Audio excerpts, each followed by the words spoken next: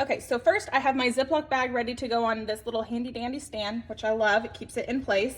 And then I have 3 boneless pork chops that I'm going to place in the Ziploc bag.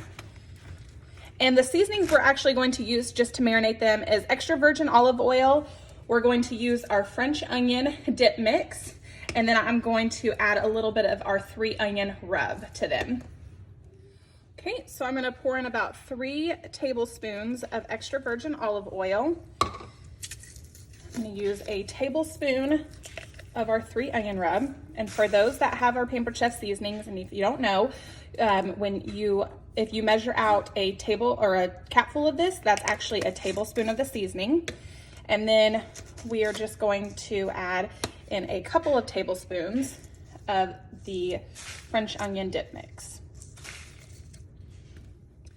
Okay, so now that I've added the oil and the seasonings, what I'm going to do is I got my bag off the stand and I'm just gonna massage with the oil and the seasonings around. That way it gets coated evenly over all the pork chops. And I'm gonna let this sit in the refrigerator for a few hours and let it marinate. And then once it's marinated, I'm gonna pop it right in here to our 1 quart enameled cast iron baker. And I'm gonna bake this directly into the air fryer with our pork chops. So I have got the pork chops out of the Ziploc bag and we are going to put them in the air fryer.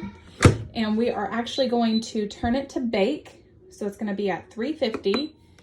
And we are going to start it at 20 minutes. And then halfway through, it will actually make a little beeping noise and we'll check it. And I'm actually going to flip them over and then they should be complete. You just wanna make sure that they get to 145 degrees inside.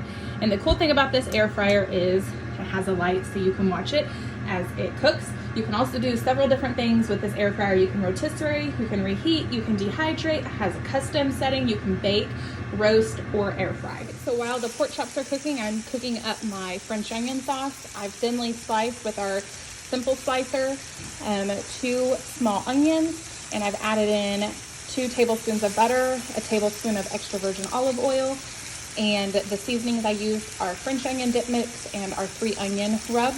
Once this caramelizes a little bit and cooks down, I'm going to add in a cup of beef broth. The pork chops are finished and I went ahead and cooked them for about 25 minutes. So now what we're going to do is we're going to bring them over to our sauce that we've made and top them with provolone cheese and a few French fried onions and put them in the oven until they're nice and brown and crispy.